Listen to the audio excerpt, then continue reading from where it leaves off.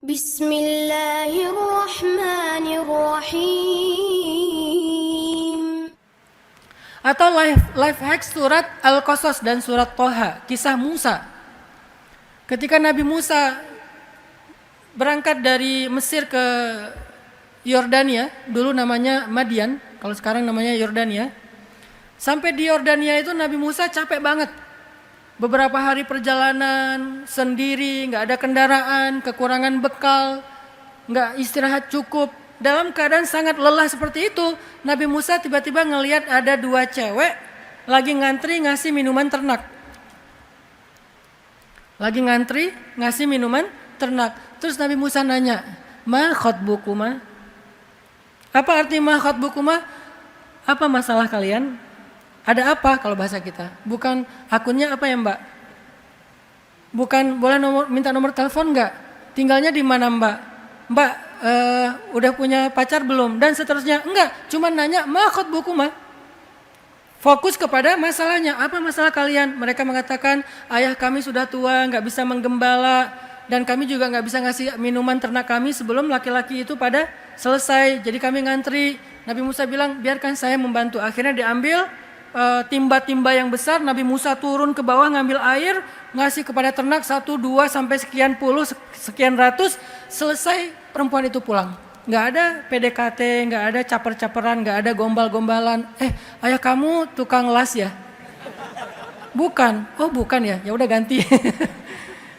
Yang standar lah ya, yang udah template gitu.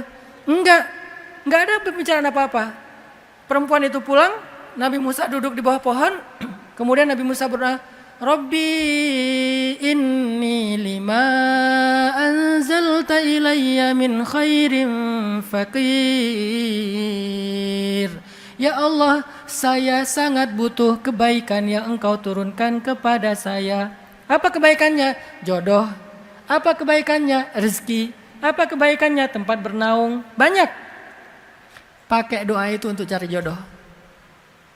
Rabbi inni lima anzalta ilayya min khairin faqir.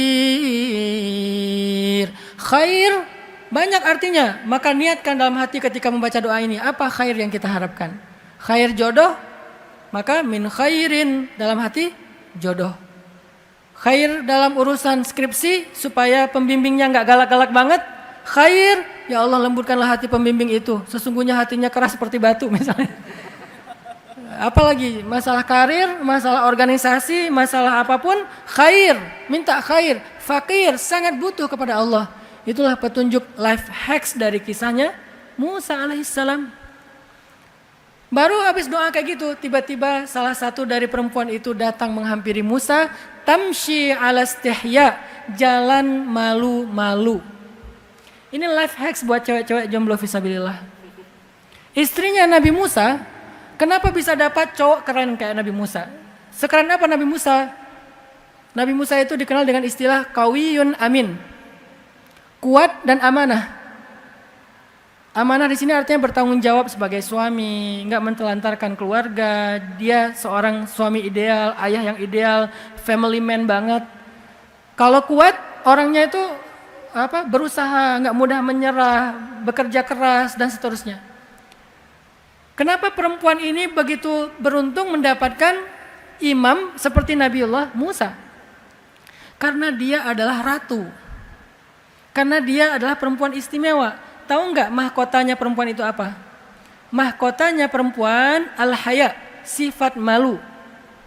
Sehingga makin banyak atau makin besar rasa malunya, semakin tinggi derajat perempuan.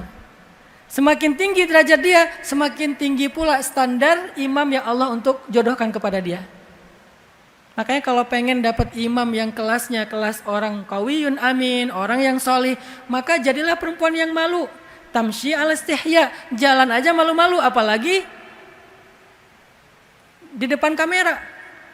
Kalau depan kamera, apalagi punya partai sendiri namanya partai goyang misalnya. Di TikTok jadi pargoy ya. Berarti dia tidak tamshi alas istihya, tidak punya sifat malu. Kalau dia nggak punya sifat malu, wajar ketika datang imam, imamnya juga standar. pasaran, nggak terlalu istimewa. Tapi karena perempuan ini, makanya kalau kita baca Al-Quran itu teliti kata-katanya, di setiap kata itu ada life hacks-nya. Kenapa Allah menyebutkan kalimat cara dia jalan? Kenapa nggak ngomong aja perempuan itu datang ke Musa? Kan selesai. Kenapa begitu detail dibahas tentang cara jalannya? Pasti ada life hacks-nya di situ. Ada fikihnya di situ. Berjalan malu-malu. Faham? Fikihnya apa? Jadilah perempuan yang pemalu. Makanya baca Quran jangan cuma faham, baca juga fikihnya. Apa muradnya, apa maksudnya? Kenapa dia tamsyi ala istihya? Kenapa perempuan itu jalannya malu-malu? Aduh gimana ya ngomongnya ya? Aduh nggak enak nih. Orang asing lagi. Mundur lagi, maju lagi. Aduh gimana ya? Setelah lama akhirnya datang fulan, ayah saya ngundang kamu ke rumah mau ngomong makasih. Nabi Musa juga orang yang menjaga kehormatan, menghargai perempuan itu. Oh iya.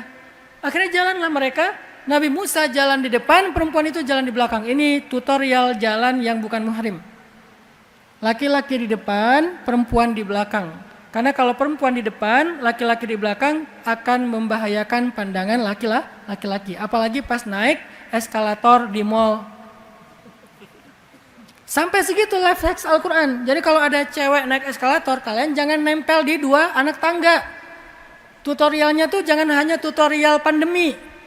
Beri jarak 4 anak tangga misalnya ya. Kan tutorial pandemi ya, bagus kan? Ini ada yang juga tutorial Al-Quran. Kalau bisa agak jauh supaya kita tidak langsung melihat tubuh perempuan yang ada di depan kita.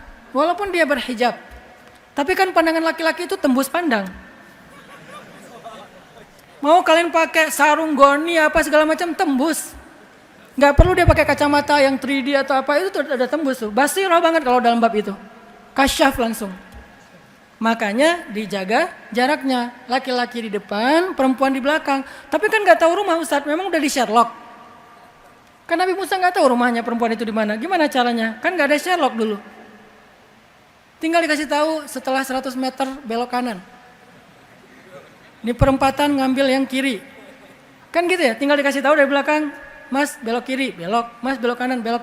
Mereka menjaga sama persis seperti keadaan ketika Sayyidah Aisyah pulang bersama dengan Sofwan bin Mu'attal dalam sebuah perjalanan gara-gara Sayyidah Aisyah ketinggalan rombongan. Nggak ada satu kata pun yang mereka bicarakan. Sayyidah Aisyah duduk di atas onta, Sofwan berjalan di bawahnya sambil menarik onta, tapi Sofwan nggak noleh ke belakang sedikit pun. Nggak nanya, Mbak mau mampir di warung Padang dulu, lapar kan? Nggak apa-apa saya yang traktirin. Enggak sama sekali. Diam sepanjang jalan. Itu aja masih kena fitnah sama orang munafik. Padahal udah diam loh, sangat menjaga muru'ah. Udah menjaga kehormatan. Tapi ternyata bisa juga. Artinya inilah sifat perempuan yang layak untuk seorang Nabi Musa alaihissalam. Dia jalan malu-malu, dia ngomong malu-malu. Akhirnya Nabi Musa datang ke rumahnya. Pas datang ke rumahnya, ini ada adegan lagi nih.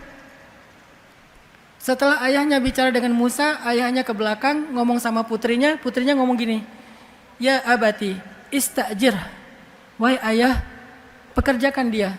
Inna khaira man istajarta al-qawiyul amin. Orang yang paling baik untuk engkau pekerjakan adalah orang yang qawiyun amin. Secara fahmun, secara ilmu faham, kan perempuan ini lagi ngasih tahu laki-laki itu qawiyun amin ya. Tapi ayahnya bukan seorang yang fahim, tapi faqih. Ayahnya ngerti, oh anaknya tertarik dengan laki-laki tersebut. Itu bahasa elegannya. Kalau bahasa standar kita, ayah nikahin dia sama aku dong. Itu ideal banget tuh, calon ini aku banget, Jungkook banget lah pokoknya. Mirip Jungkook, udah Musa pasti lebih keren daripada Jungkook. Tapi dia nggak ngomong ya ayah nikahin aku sama dia kayaknya suami ideal, ayah aku udah follow dia loh. Tapi mintain dia untuk fallback dong. Nggak ngomong sevulgar itu. Kenapa? Mereka orang yang elegan. Ngomongnya itu dengan bahasa kode. Yang hanya bisa difahami dengan fikhun, tidak dengan fahmun. Apa fahmunnya? Kata anaknya, dia laki-laki yang kuat dan amanah.